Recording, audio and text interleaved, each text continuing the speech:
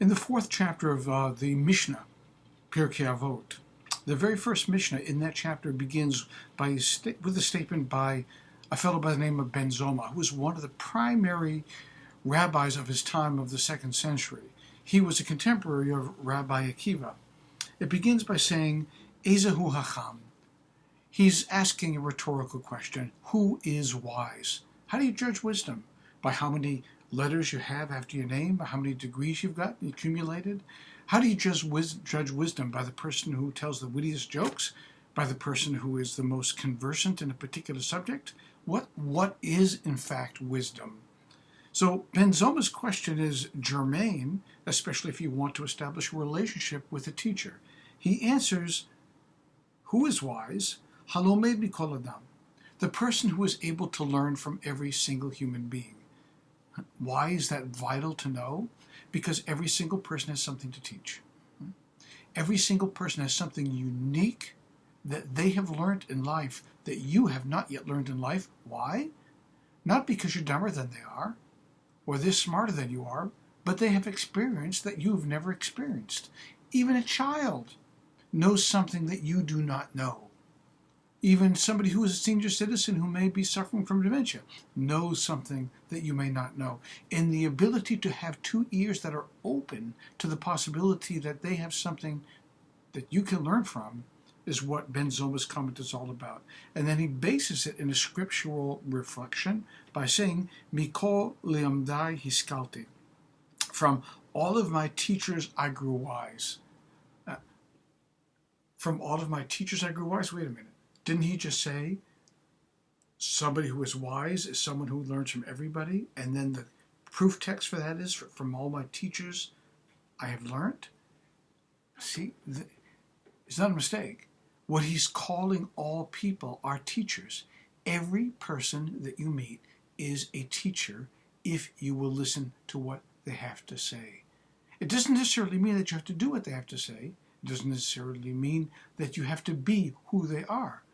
But to learn from their actions, their words, from what they have to offer, is the epitome and the very definition of wisdom, chokhmah. And then he goes on to ask the next question, Ezehu Gibor? Who's strong?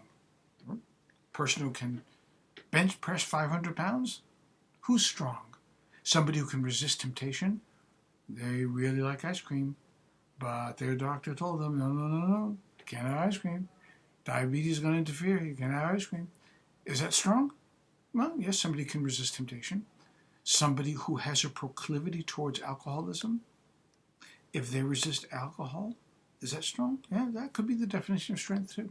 Strength can have many different kinds of applications, but for Ben Zoma, it is kovesh et yitzro, the person who can conquer their yetzer. Now, what's your yetzer? Your yetzer is your impulse, your immediate response. So somebody calls you stupid. What's your immediate response? Somebody insults you. What's your immediate response? Okay, let's take a different scenario. You're driving along the road. Somebody cut you off.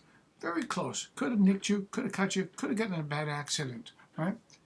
Hakovesh et yitro. Who's controlling whom? Right? Are you in charge of you? Or is your yetzer in charge of you? Right? The person who's in charge of him or herself, that is somebody who is gibor.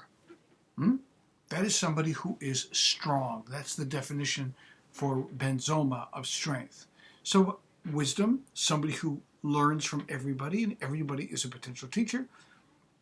And strength is derived from somebody who has the ability to be able to control their own impulses. Third, and then what is the proof text for that? Tov erech apayim migibor, right?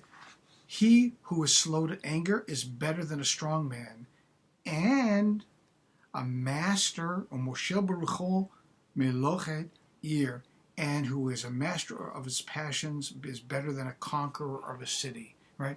Can you control your passions? Then you are the Napoleon of the world, right? To know what's good for you. We all know what's good for you, us. We all know what's bad for us. Who makes the choice?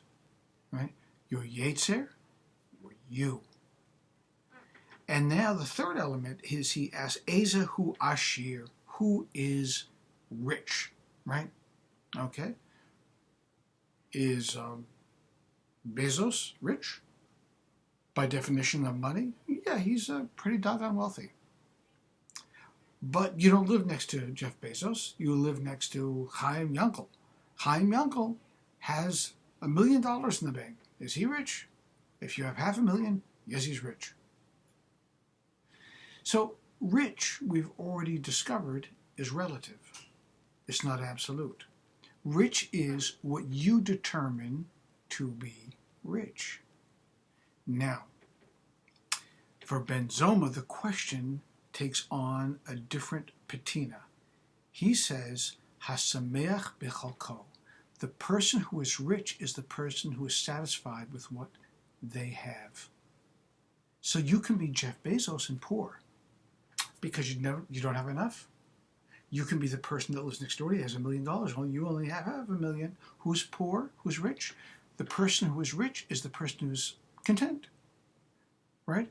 So contentment, satisfaction, is the definition of wealth, of richness, because a person who's always hungry will never be filled. A person who's always feeling like they have to have more can never be satisfied. And then he also gives a proof text for this. He says, Yagia kapecha ki tochel ashrecha v'tov lo, which the translation from Psalms is, he who is happy, when you eat the labor of your hands, you are praiseworthy and all is well with you, right? If you've got what you've got in your hands, and that's dayenu, that's enough for you, then you are a rich person indeed. Ashrecha, that means happy, like in the Ashrei. Ba'olam hazeh. This is quoting from the book of Psalms that we just had a moment ago. Ashrecha, you're happy in this world. Let me try to get rid of this. You're happy in this world. V'tov lo, and it will be good for you. Olam haba. Again, that same psalm. I'm going to quote it again in English. When you eat of the labor of your hands, you are praiseworthy, all is well. You are praiseworthy in this world, all is well with you in the world to come. So in other words, we're supposed to recognize from Ben Zoma's statement that we live in a fractional universe. In other words, we only see a fraction of reality. There's far more than meets the eye in the world. And Ben Zoma is trying to teach us this lesson.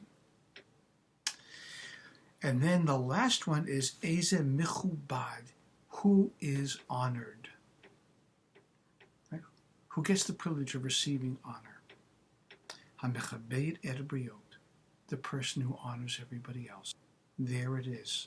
And the proof text for that is, for those that honor me, I will honor. For those that scorn me, I will be degraded. Shall be degraded, So, how do you live an honorific life? By paying attention to the person that packs your bags at the grocery mart.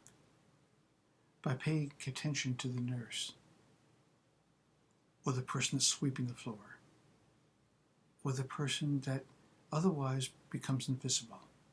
So this very first Mishna of chapter 4 of Pirkay Avot is powerful.